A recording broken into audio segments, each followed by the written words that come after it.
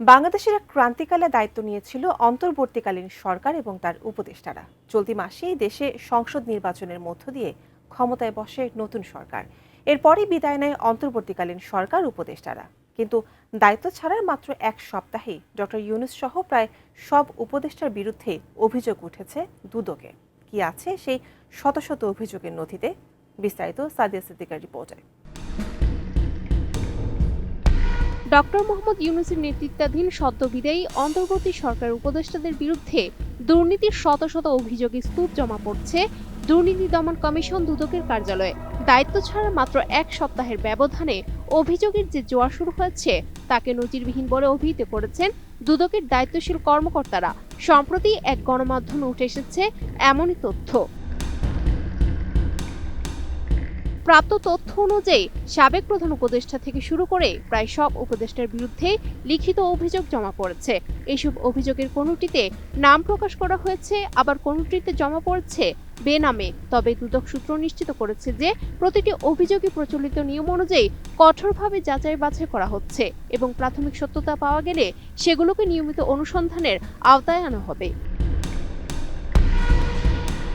Quality সম্পন্ন আন্তর্জাতিক মানের still bar CSRM, committed for better still. অভিযোগের তালিকায় সবচেয়ে আলোচিত নাম সাবেক প্রধান উপদেষ্টা ডক্টর মোহাম্মদ ইউনূস। তার বিরুদ্ধে গ্রামীণ টেলিকম ও গ্রামীণ কল্যাণের অর্থ আত্মসাতের মাধ্যমেই নিজের নামে ট্রাস্ট গঠন করার অভিযোগ তুলেছেন গ্রামীণ ব্যাংকের একাধিক কর্মকর্তা। অভিযোগ অনুযায়ী আয়কর ফাঁকি দিতে এবং নিজের পরিবারের ভরণ পোষণের জন্য তিনি এই ট্রাস্ট ব্যবহার করছেন। একই সাথে প্রধান উপদেষ্টার দায়িত্বে থাকাকালীন তিনি বিপুল পরিমাণ অর্থ বিদেশে পাচার করেছেন বলেও একাধিক অভিযোগে দাবি করা হয়েছে।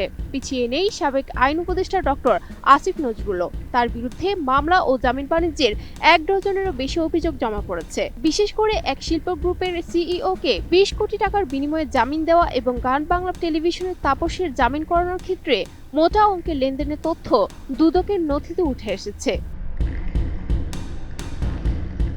বিস্ময়কর তথ্য মিলেছে সাবেক উপদেষ্টা আসিফ মাহমুদের বিরুদ্ধে। তার বিরুদ্ধে প্রায় 1000 কোটি টাকার দুর্নীতির পাহাড়সম অভিযোগ জমা পড়েছে, যেখানে ভুক্তভোগীরা নাম পরিচয় সহ ঘুষের বিনিময়ে কাজ না পাওয়ার তথ্য প্রমাণ দিয়েছেন। আসিফ মাহমুদের বিরুদ্ধে বিদেশে অর্থ পাচার এবং অবৈধ বিটকয়েন লেনদেনের অভিযোগও খতিয়ে দেখছে দুদক। একইভাবে সাবেক তথ্য উপদেষ্টা মাহফুজ আলমের বিরুদ্ধে টিভি চ্যানেলের লাইসেন্স প্রদানে ঘুষ গ্রহণের অভিযোগ উঠেছে।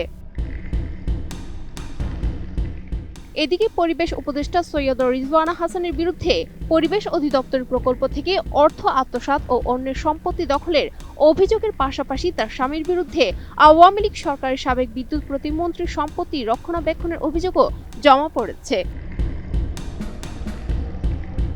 অন্যান্য উপদেষ্টাদের মধ্যে সাবেক জ্বালানি উপদেষ্টা মোহাম্মদ ফাউজুল কবির খানের বিরুদ্ধে সামিট গ্রুপ ও বেসরকারি বিদ্যুৎ কোম্পানির সঙ্গে অবৈধ লেনদেন এবং স্বাস্থ্য উপদেষ্টা নূরজাহান বেগমের বিরুদ্ধে হাসপাতালের কেনাকাটার টেন্ডার জালিয়াতির অভিযোগ রয়েছে। এই সামগ্রিক পরিস্থিতিতে ট্রান্সপারেন্সি ইন্টারন্যাশনাল বাংলাদেশ TIBর নির্বাহী পরিচালক ডক্টর ইফতেখারুজ্জামান স্পষ্ট জানিয়েছেন, কেউ আইনের ঊর্ধ্বে নয়। যদি অভিযোগের প্রাথমিক সত্যতা পাওয়া যায় তবে অবশ্যই তাদের দৃষ্টান্তমূলক জবাবদিহিতার আওতায় আনতে হবে।